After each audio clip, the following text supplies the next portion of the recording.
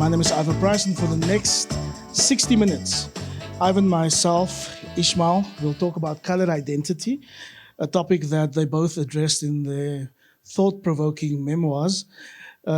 Die grootste gedeelte van die gesprek gaan in Engels wees, soos die skrywers dit verkies, taal wat vir hulle gemaklik is. Maar jy is natuurlik baie welkom om in Afrikaans saam te praat. If needs be, we'll translate, okay, to get the messages across. So, welcome, gentlemen.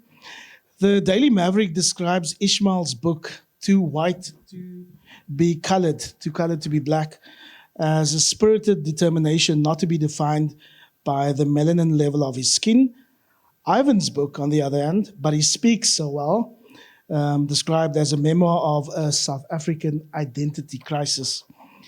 So, Ismail, I've been a big reader of your work for a long time, and your columns specifically in the Daily Maverick, and I want to quote something back to you from a thought leader piece you wrote in 2019, and you said, "The deeper we enter our young democracy, the more people classified colored by the ANC government are becoming marginalized, and whatever cultural leanings or language preferences they may have are being erased." And that begs the question, is there even such a thing as colored identity? You know, this is going to sound a bit academic, but whether you believe it, I'm trying to avoid the groot woorde that I learned. Just dumb it down for us. Well, no, not dumb it down. It sounds pretentious if you speak about ontology and stuff like that.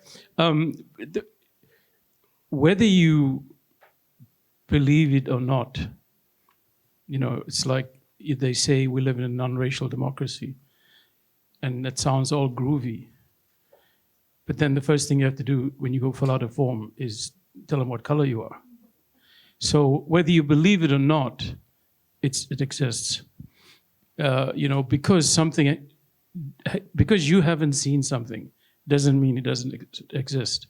And it's rather arrogant for me than to say, you know, that, you know, it doesn't exist, because it does. There are people who are being othered for being anything from, especially women, dark-skinned people, queer, you know. So it doesn't matter if I don't see it or don't know about it.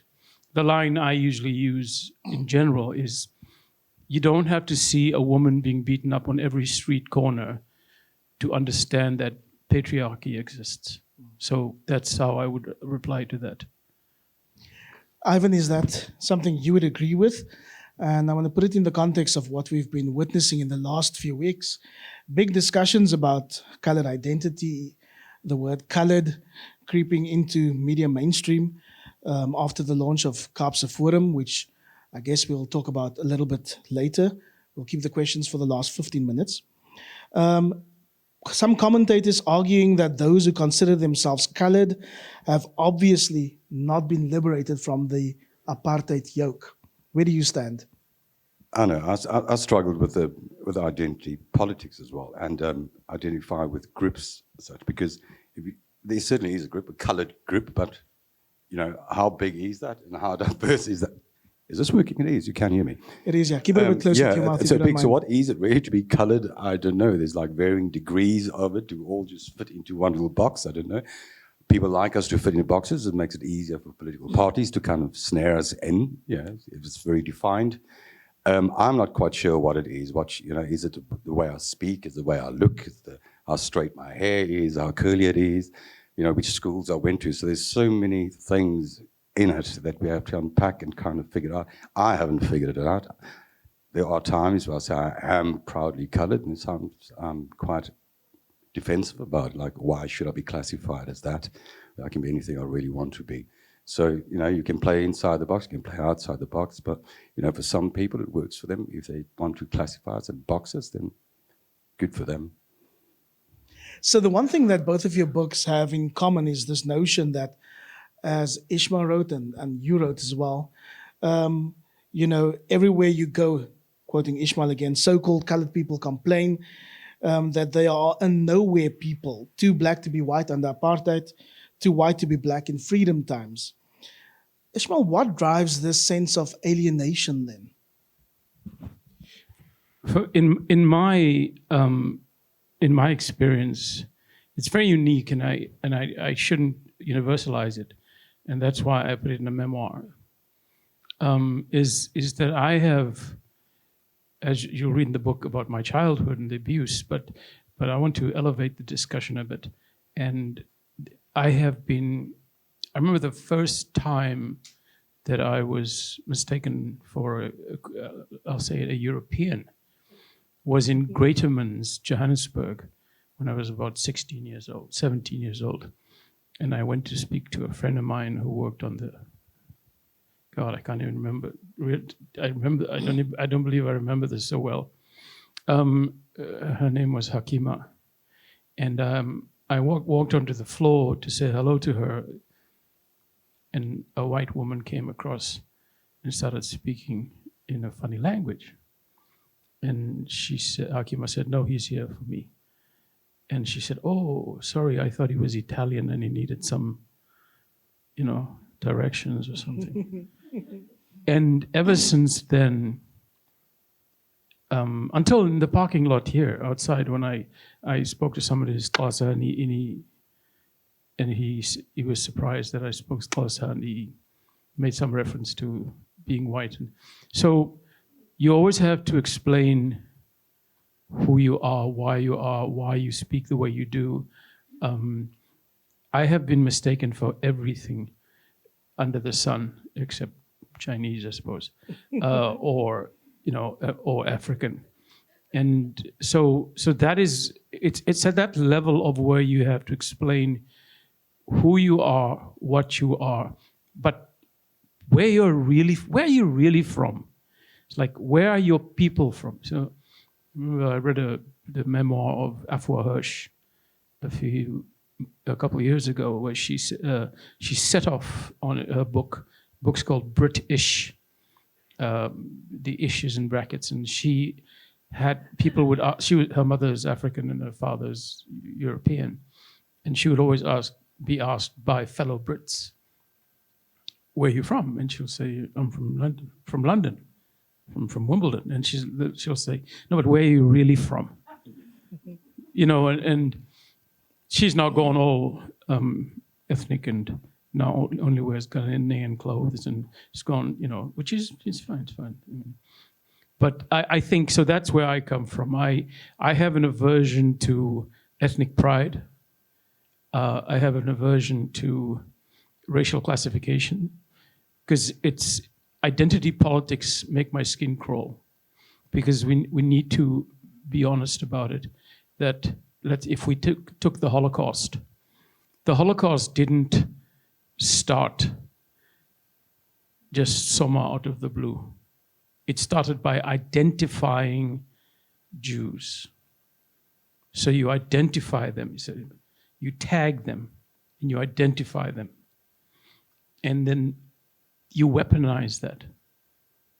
And that is what I'm opposed to. So I don't like colored politics. I don't like the politics of colored people. I'm not idealistic. Well, I am idealistic in the sense that I should always strive for something better. But the point is, we can say as much as we like that we're living in an unracial country, but it's not that straightforward. Your book title, "Too Black to Be White, Too White to Be Black." And it looks like you were singing almost hallelujah. Is that something you agree to? But he speaks so well. But I can look at you and kind of know where you're from, being from Cape Town. Unlike Ismail. Colored people know colored people. Colored people know Spot each other colored a mile away. Doesn't matter how blonde your hair is, I'm just, it's like, how many times I've literally had arguments with people saying that I'm colored and they disagree. And it always they'd start with so where are you from? Cape Town. But no, we're in Cape Town. Well, Cape Flats, where the Belgravia stay. And eventually get down to but so what? I'm colored. No. but you speak so well. You know? It's like, I'm so sorry, I can speak. It's just like, because you're not supposed to be able to speak, and you heard it all the time. And eventually I got so fed up with it later in life. You know, I used to make up stories. I used to go with the Spanish thing for a while. I could even speak a bit of Spanish, and just like, I thought, I'm just going to bullshit my way through this. And if that makes them happy and makes them comfortable, I'll just go with it. If that makes you happy that I'm white. But yeah, it's happened throughout. I even had this one, I was nowhere near completing the book, but I was already, visualizing it. And I went to this charity ball, and the then mayor and leader of a Western Cape party was sat at my table, and I thought, like, she'd be great to have, like, on the back, of the book at the time. And I spoke to her, and I told her about, I'm a guy who grew up in the Cape Flats, Belgrave, and it's about advertising and all. And, and she says, like, so you coloured? I said, yes, I'm coloured. And she's like, but then why do you speak like that? I thought, oh, no, yeah.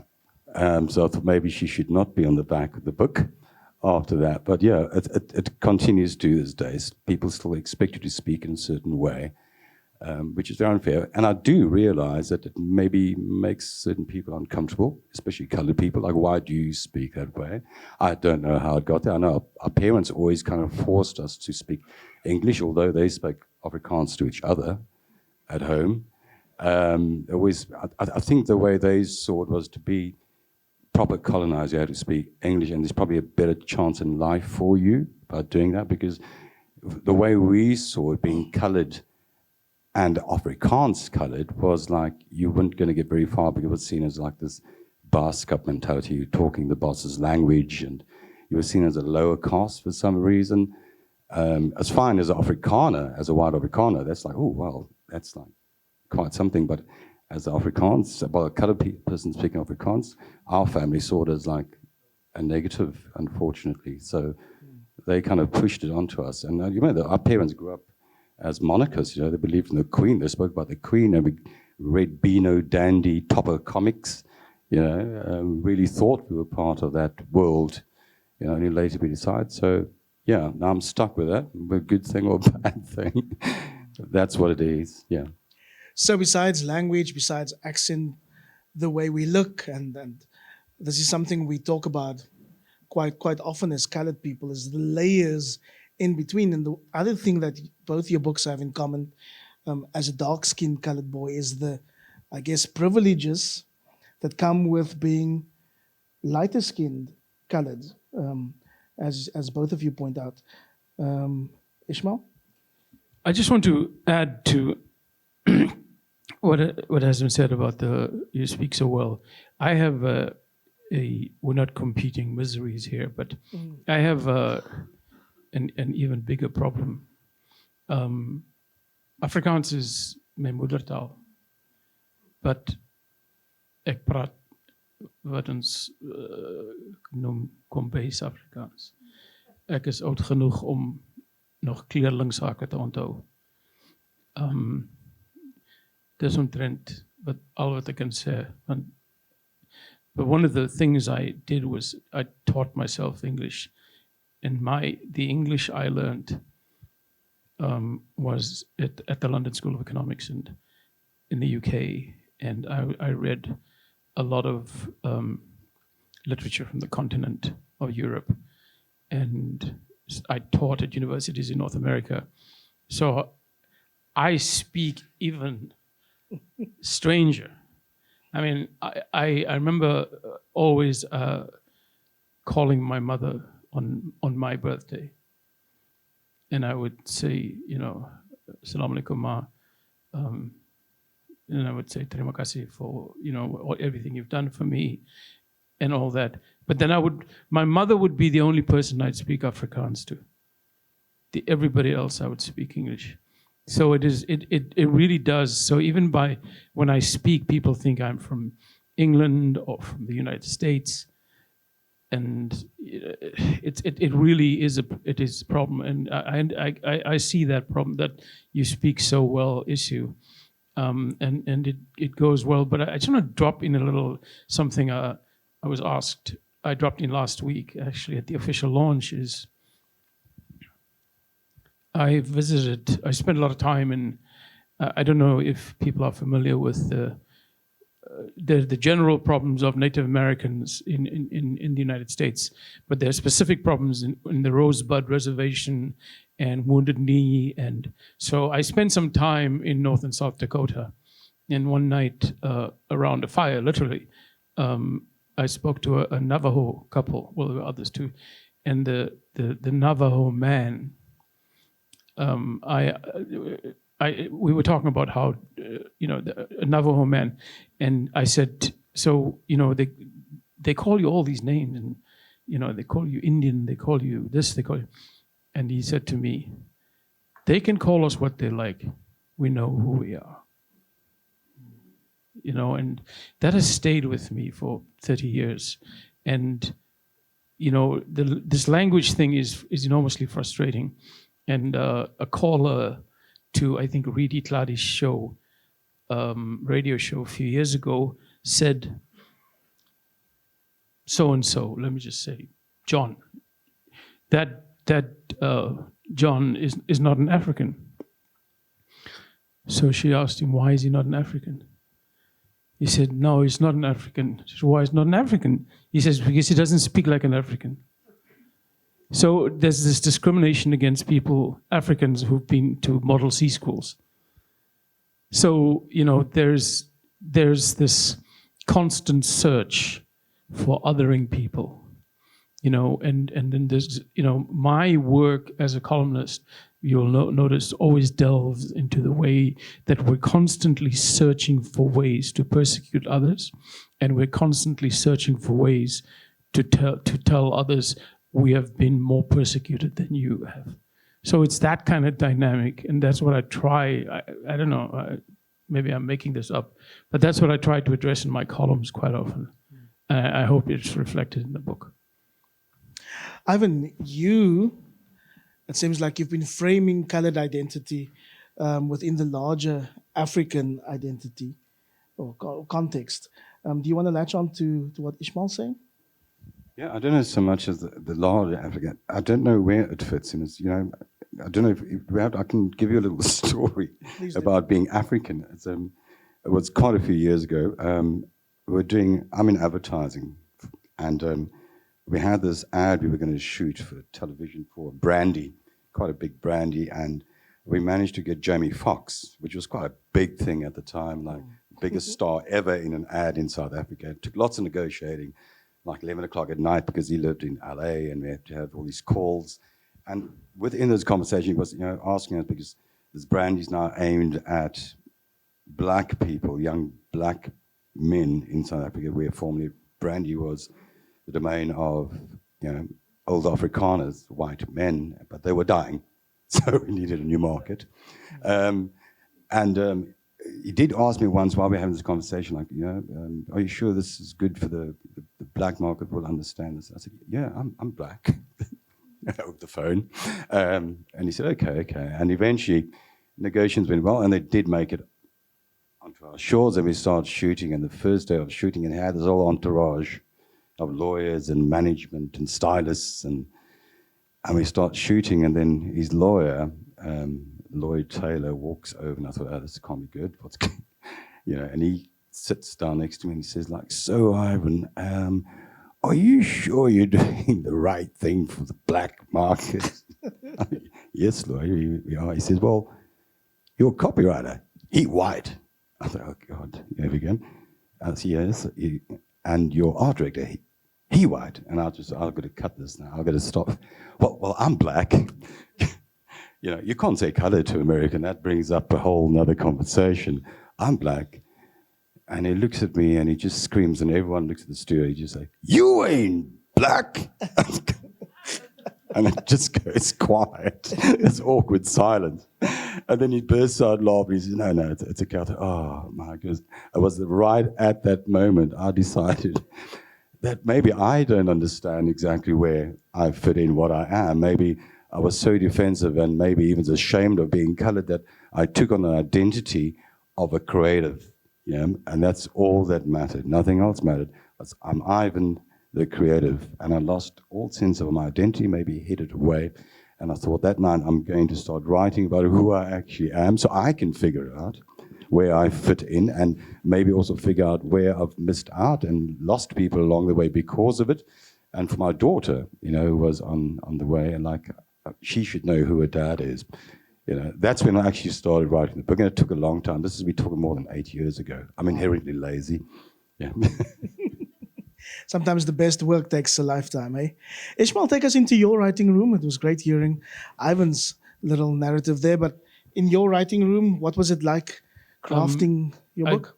The book took me 9 months to write. Only 3 days a week, because so it's 3 days a week for 9 months a year. So that's what it took me. But the reason being, and the reason why, as an old man, I haven't written any books, when it's all I ever wanted to do, was because there's this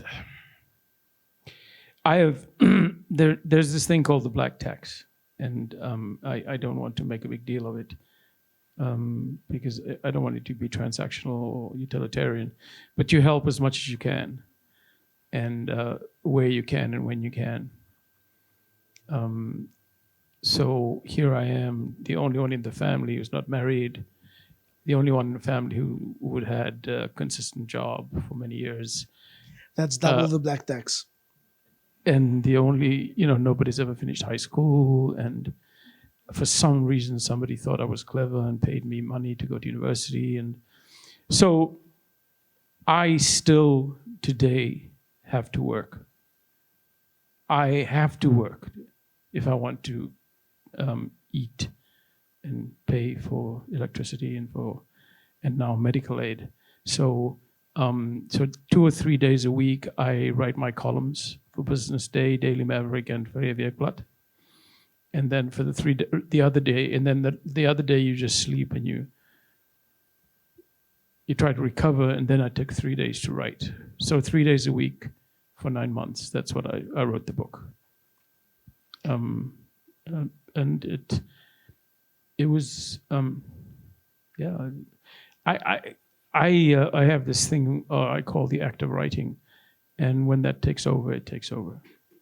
I'll give you an example. I referred to someone in the book, Arthur Koestler, and for some reason I didn't set out to refer to Arthur Koestler, but as I sat down, I remember that he wrote what he. Now I don't believe in horoscopes and things like that. I definitely am opposed to it. It's unscientific and it's just bollocks. But he wrote what he described as a secular horoscope, the time of his birth. Things that happened in the world at the time of his birth. And I thought that was really nice, because then I remembered that at the time of my birth, almost to the minute, Pelé scored the winning goal for Brazil and won the World Cup in 1958. So I wrote that. I wrote the secular horoscope of my birthday. And then from there, I went on and kept referring to Arthur Koestler and some of the very interesting things he said about during the early years of Nazi, how Jews were persecuted and so forth. And then after a while I go, I stopped liking him years ago. He went into paranormal stuff, and I was more inspired by the work of the writing style of Bruce Chatwin, because there was such elegance in the simplicity with which he wrote. But I left it. I thought I'm not going to leave that out because it made perfect sense. So that's how I wrote, and I just kept sending these chapters to my publisher, and yeah, that's it. And to the contrary, your book wasn't an easy birth, as you explained. But has it been somewhat of a spiritual experience? I mean, you were trying to figure something out. What have you found?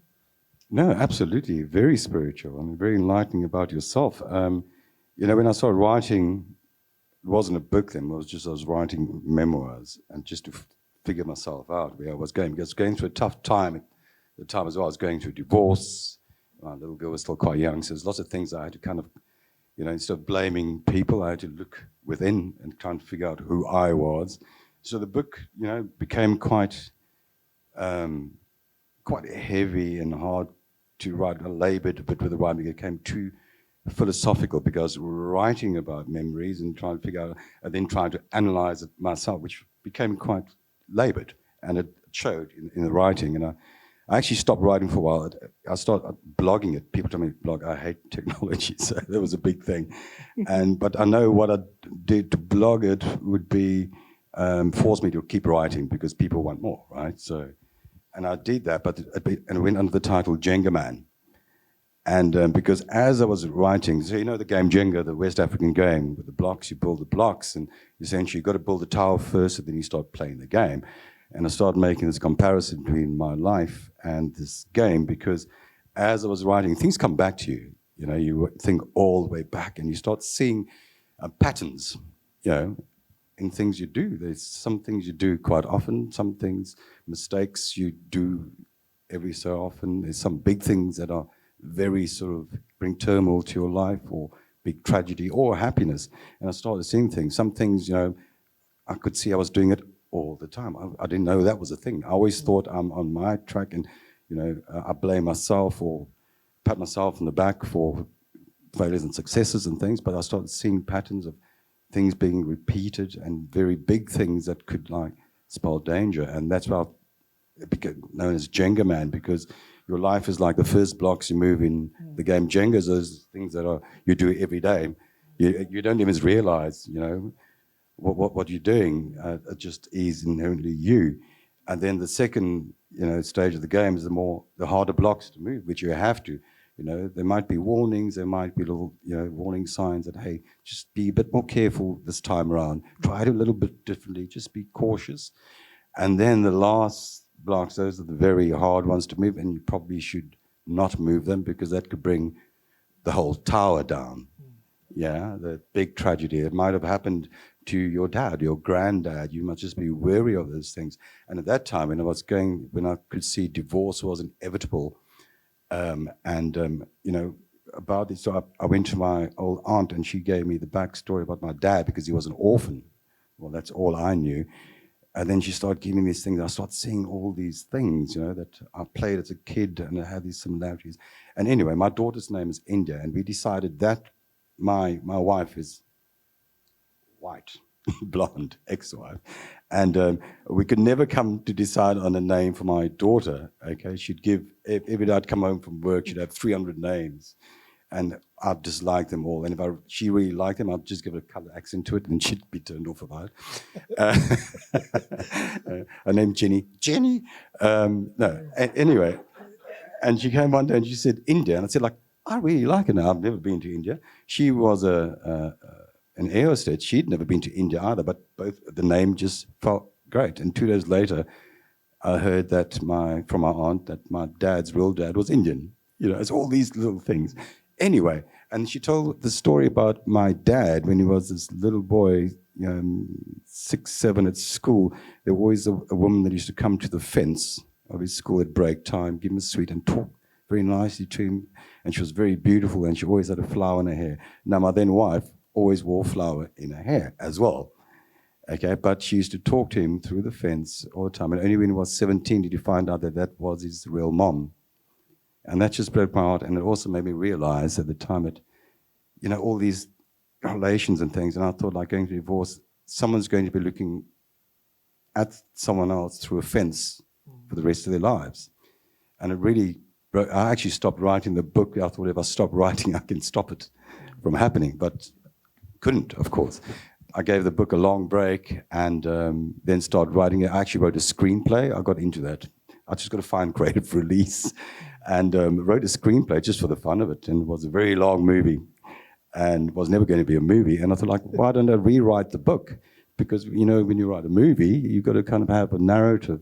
You can't just, like a diary, I was born and then I died sort of thing. So there was a narrative, a beginning and an end in the middle, a meaty middle, and I rewrote the book like that. So, and it was more fun, you know, and then eventually I did. And no, I didn't write it in 9 months. I'd write one night, I'd write a chapter, but I'd admire for 3 months. No, And then start writing again. But yeah, that was a process. So it was a long, but it was a fun process. You know, and I wanted it to be entertaining and the writing to be fun as well for the readers. Yeah. Ismail, it looked like you were grabbing your microphone there to say something. no, it was lying here. I just think that there's the Django analogy is actually quite superlative because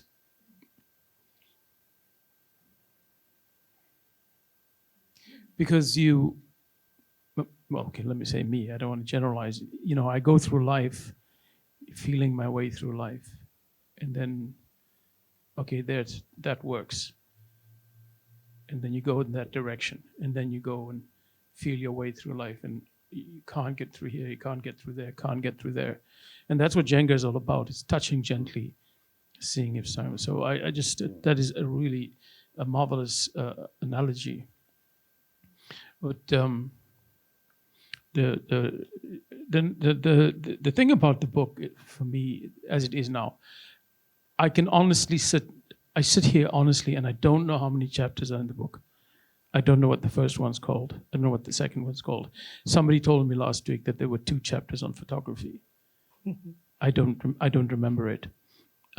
It's just, you know, I do this thing of once I've written something, I move on. I don't like my columns. I don't read them. Okay, I have to share them on social media sometimes, and then I put a little clip on. And so I haven't read the book. I honestly don't even know how many pages it is. Because for me, the writing, the act of writing is so important. Imagine it as a time when poetry was recited publicly and it's then set free. It no longer belongs to you. It's no longer yours. And so that's how I approach the book. But to come back to the identity thing, if I may, at the start of the book, I think the book is driven, I think, ultimately by something which I referred to earlier as something pretentious, but I'm not going to go into the sort of language. But let me just say that when you're born, you're given all these identities. No, you're made a Muslim. When you're not born a Muslim, you're not born a Christian. Now, of course, Christians or Muslims or Hindus or Buddhists or Jews will say you're born a Jew. Where, you know, I go back and say that, you know, to use the phrase, the pretentious phrase, being precedes essence. You have to be alive first before you can be something. So then you're a baby and you're told you're a Muslim or you're made a Muslim. Then you're told you're in a Malay community. And you become sort of immersed in it. And then you grow up in a colored community and you become conditioned in it. And then you become part of the Black consciousness movement. So there are all these things that are made of you and made, and so by the time you reach a point, you go, really, I am free to make something else of what is being made of me. And that goes back to that sort of pretentious stuff. And I think the line is that, you know, a spanner is made to be a spanner, and it will always be a spanner. But human beings are free to be whatever they want to be. And the exact line is they're condemned to be free. So then I take it a step back, and so the book is about that condemnation. So we're condemned to be free in the sense that we can make whatever we want of ourselves, and make something else, or make something other than what is being made of us. So that's, I think, what I made of the book. And recently, if anybody just asked me what the book is about, I actually direct them to Chris Roper's piece in the Financial Mail, because I learned more about the book from Chris Roper's article than I can tell you about the book, because he nails it. He saw something in the book that I didn't realize I wrote. And that's, I honestly can tell you that I didn't set out to write that, but that you can't help how things land, how things are received, you know. And so that's, I guess, a general statement. So it's, of course, one thing, Ivan, writing a book and then having written a book. Have you also felt like you're shedding some identities along the way in this process of writing, as Ismail just now described? I don't know so much as shedding anything. I mean, well, for me, I mean, the book was never intended to be like a heavily intellectual sort of study on identity. It was me asking questions, or not even asking questions, kind of telling what I went through and what I, you know, because as a kid, because these were my younger years. I mean, the book only goes as far as, I was 27 when I first voted, and that's where the book ends, starts and ends, right? And that's half my life. Well, last year when the book was launched. Don't do the math yet. It's from a child's perspective, growing up during the struggle. It's not from an activist point of view. It's not from someone trying to get to the point of identity politics or anything. It's just like, this is how we saw life. And sometimes we didn't even see things, we didn't understand things. We just saw what was before us, and that's what I tried to write. You know, at each chapter I do try and like, I think, I kind of figure out what's going on there. But it wasn't intentional. I never set out every chapter to get to a point.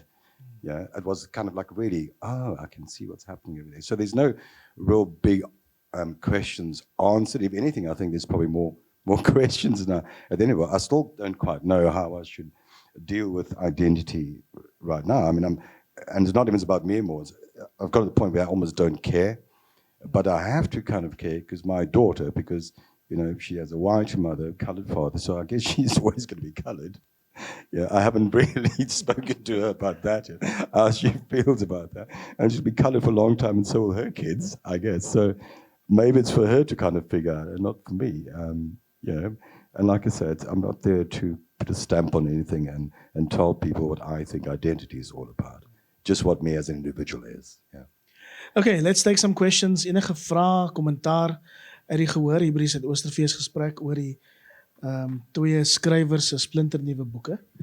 Sy helder lig in my oog, maar as jy so maak, gaan ek jou kan sien. Ek kan nie. Daar sy. Thank you. I was pleasantly surprised by what I heard this morning. Initially, I didn't want to come to this discussion because I thought it's going to be the stereotype approach to race and differences.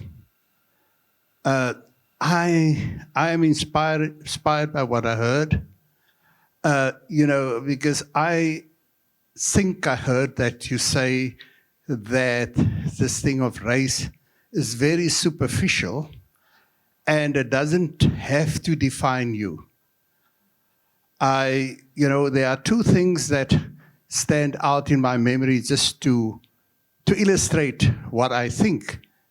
I have 4 kids, and the one who is closest to my color, when he was 5 years old, he put his hand next to mine, and he proudly said, "Daddy, same color, same color." And, you know, that's the way he grew up.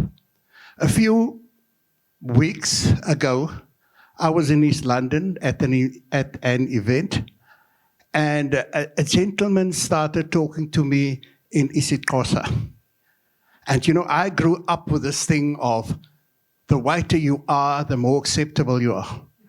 And, you know, when I felt proud of the fact that the man was addressing me in isiXhosa, I said to myself, "Basil, you have arrived. Maybe I should stop there. Thanks. You want to comment on that, Ismail? I think the last point you made about Isqalasa is the two issues you raised there. One of the things that horrify me about, if I may speak about colored people, or let me speak about black people in general, is the colorism among us.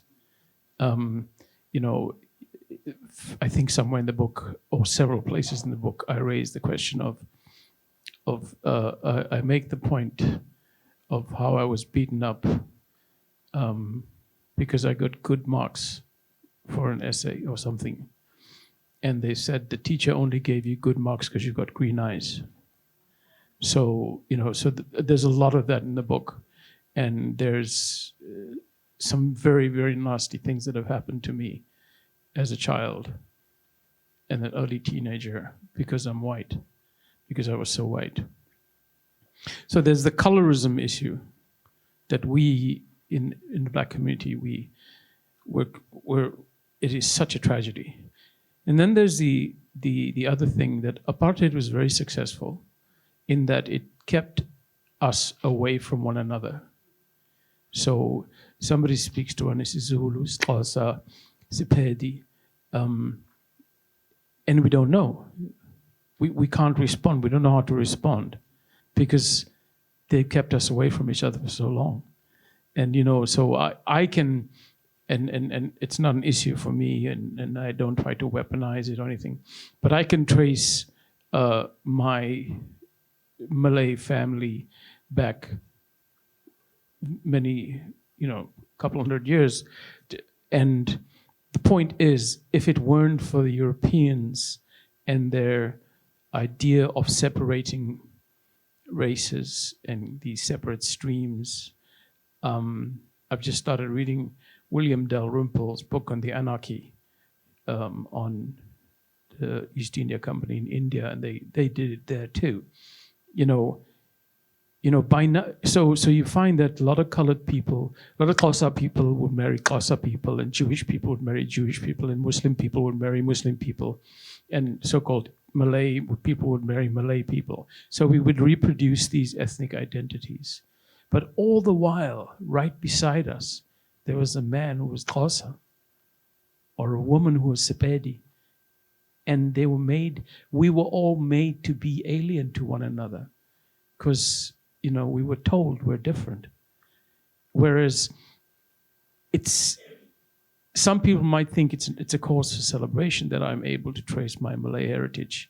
And, you know, I write about how somebody gave me a DNA test as a gift, and it traced my family back to, you know, the Southeast Asia, almost 100%. But anyway, I think it's the tragedy, the greater tragedy there is that after 400 years, we should have all been assimilated. We should have all been one. But here we sit still. You know, here's a colored guy, here's a white guy, there's a Xhosa, there's Sepedi, there's Tsonga, you know, and we don't know each other. We don't know each other, and that's the tragedy, I think, if I may say so, that you're referring to. Is er enige ander vraag of kommentaar? Ek is so seker julle kan Afrikaans praat, en ek het gehoor julle is ook Afrikaans sprekend, so ek gaan Afrikaans praat met julle. Baie welkom, meneer. Aan die begin van hierdie gesprek het julle gepraat van colored identity crisis. En die woord crisis staan vir my daaruit. Dis 'n krisis. Nou hoe dan? Wat is die krisis?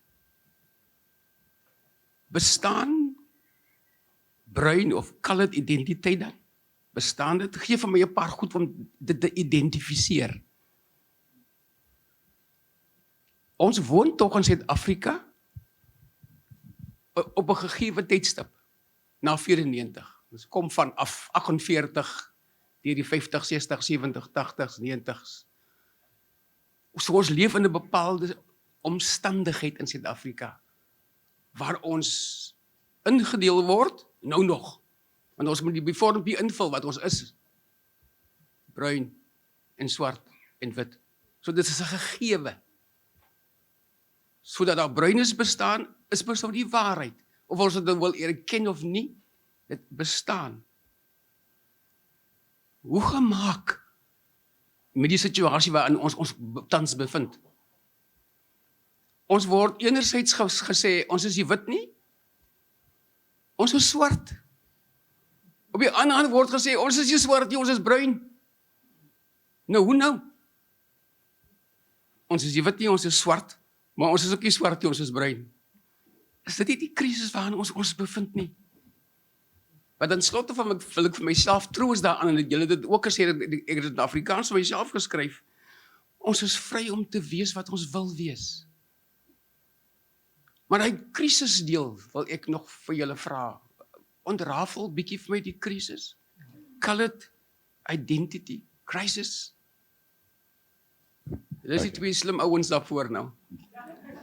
But he speaks so well Afrikaans nie so lekker nie. So I'll answer in English if you don't mind, sir. Yeah, seeing as you've referenced that tidbit about the identity crisis, this is a very personal crisis. Okay, this one being about color.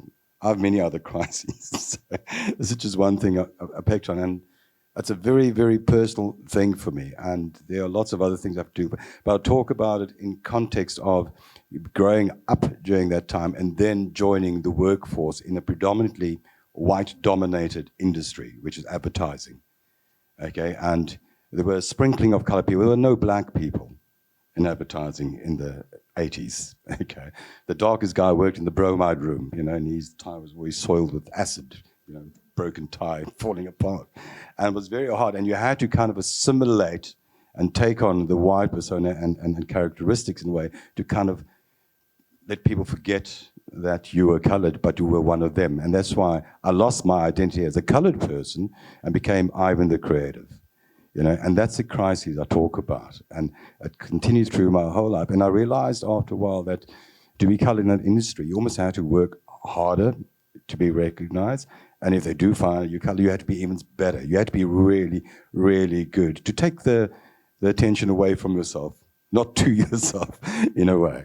So I've always encountered, and I still do encounter, and I still think that black and colored people, we have to be a whole lot better than others at times. You have to be really good. You have to be genius level to kind of achieve certain things. So the crisis is a very personal thing.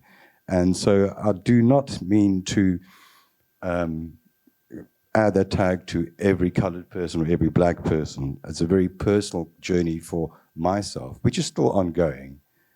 So no, I do not speak for a race or a group of people. I wish there was a recording of what you just said. Want het is eintlik ironies dat je begin je vraag, or you start off with the question, what is this crisis? And then the second last point you made, and I really wish there was a recording to play it back to you. You said, ons is nie wit nie, ons is nie swart nie. Dis is ons krisis. So you beantwoord jou eie vraag. You answer your own question. And if you had a recording of this, and you could listen carefully, you answered the exact question. The point about a crisis, wanneer ons gesels van 'n krisis op die vlak wat ons nou gesels, ons praat nie van 'n ramp. Right? That's like a car crash. Things that you can see. Is that what a ramp is? Ons praat nie van 'n groot smash nie. Hierdie is 'n diep krisis van identity. And the very idea of identity. Did I say something? Excuse? You said identity. Oh, the very issue of identity is so difficult it is so difficult. Just this morning, I had an exchange with someone about what Eric Hobsbawm and someone wrote about invented traditions. So we'll get to that invented traditions now. But let me just, if I may be so courageous and correct you on a point. The racial segregation did not begin in 1948. I'm busy doing some reading at the moment about a cricket player called Krom Hendricks. So the issue of die separasie van mense is al 300 jaar aan die gang. Milner was 'n groot rassis. Daar's eintlik 'n passage, ek weet nie of ek dit in die boek geplaas het nie, waar een Engelsman vertel 'n ander Engelsman, I think we should trust the K word more, because die kleerling mense is untrustworthy. This is 200 years ago. But I should try and find the quote for you. So ek dink jy beantwoord jy vraag.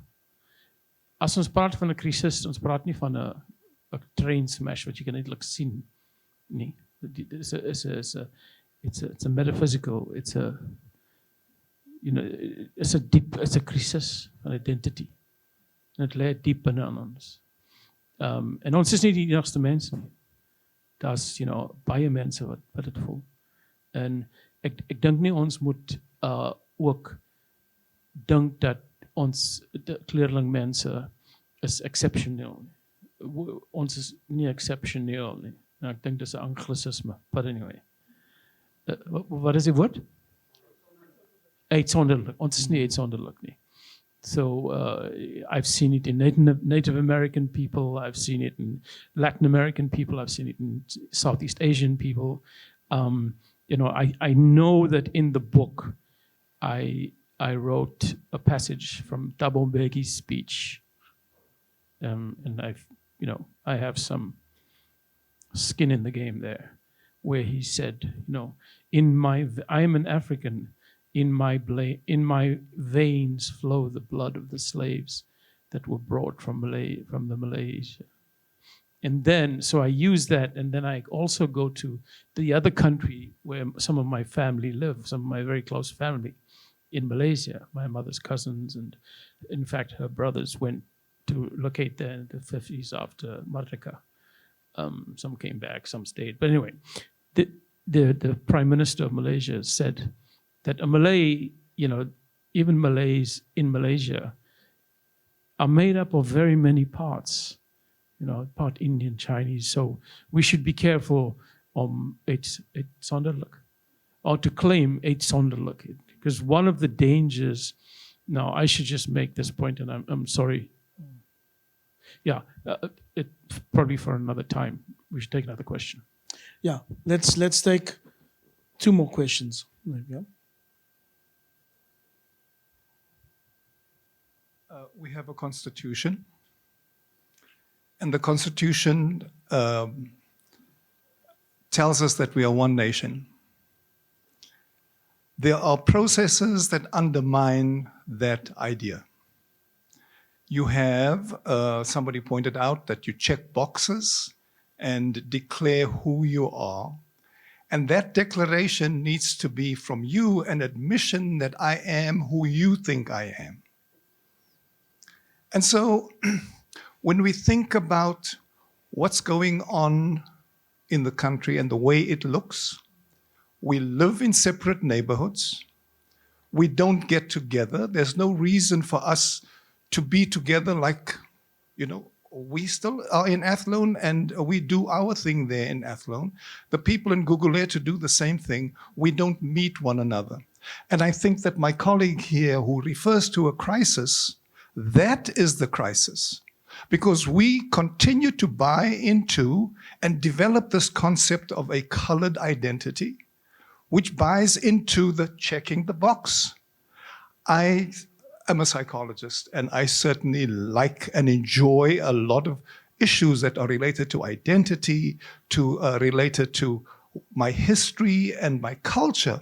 But in terms of moving the nation forward, I think that when we undermine the Constitution, we fail to advance who we are.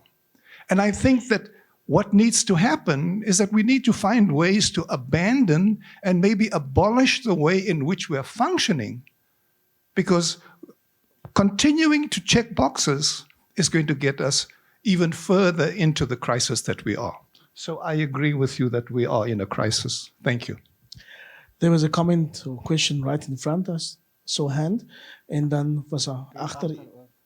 Okay. Kom ons neem al die vrae of kommentare gelyk en dan gaan ek julle vra om saam te vat. There's a microphone coming. Yeah. Yes, she's about to. Ek wil gou vinnig die vraag hierso vra. So julle praat van 'n krisis en ek wonder as identiteit altyd in verhouding is tot iets of die wit mense nie ook in 'n krisis is maar hulle weet dit net nie. And then the last comment right in front. Is there anybody else? Speak now or forever hold your peace.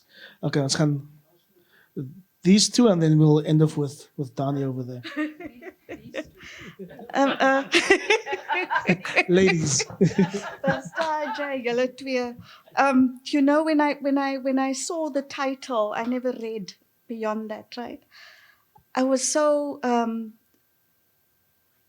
maybe excited about the discussion, and I was wondering about the relationship between the wit of the brain in relation to the economy of this country. And I might be talking completely off the point of the focus of the book itself. But this is specifically after even before 1994, when I was teaching at Cresway Senior Secondary. En die vrou met die blonde hare, sy haar was so gekam in die klas in. Maar ek was nou niks gewees nie, want ek was nou nie wit nie, die wit was die beste. So in terms of today also, I thought that the crisis would also be around, am I not black enough to be part of this economy, or am I not white enough? No? Maybe it's irrelevant. Or maybe it's not. I'd like to thank you for a very real and very personal and intimate discussion. I think it brought up things about myself as well. I think that I have never, since I was born, lived in an area where we were supposed to be there. It was only after the elections in 1994 where I could live wherever I wanted to live. But we were living in a colored area, Indian family, had to leave. Then we went to District 6, had to leave, and so on and so on. So I think the crisis for me is that we were never supposed to live where we lived. And then finally, we moved into a white area and had to ask for permission from all the neighbors. It was right across from Salt River in Rochester Road. It was an observatory. That was where the line was. We had to ask all the neighbors behind us, next to us, and in front of us, because it was an Indian family coming into a colored area, opposite, but a white area on the other side. We couldn't park our car on the colored side, or it is bizarre. So for me growing up, it was always a bizarre situation, and that settled in me, and I don't know who I am. Wow. Dani?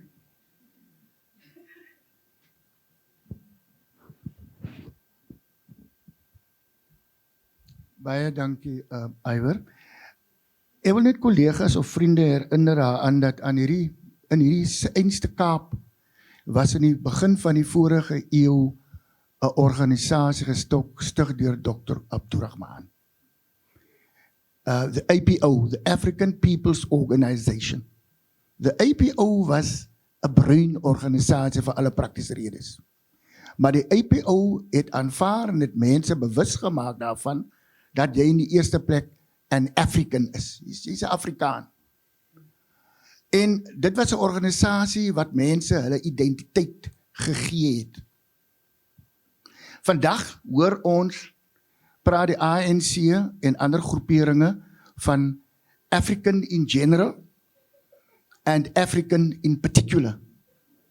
Dit sê vir my, deur na my te verwys as African in general maak van my 'n generiese Afrikaan. Jy kry mos by medisyne die regte een en dan kry jy die generiese ekwivalent. Ek is nie 'n generiese Afrikaan nie. Ek weet wie ek is. Want deur vir my te sê ek is generis of African in particular, stroop jy my indirek van my Afrikanis. En dit veroorsaak by my of ander 'n identiteitskrisis. As ek dan nou nie 'n African is nie, wie of wat is ek? En ek dink as ons eers aanvaar dat ons is Africans, ook in particular. Want om 'n African te wees gaan nie oor pigmentasie nie. Beteken jy moet swart en pigment wees om 'n African te wees. Wit mense kan ook Africans wees as hy hier gebore is en getoe is. Dit is wat my argument is. Moenie my afsonder en sê jy is nie goed genoeg om 'n African te wees nie. Julle moet daar in 'n hoekie gaan staan en julle vinger op die lip sit.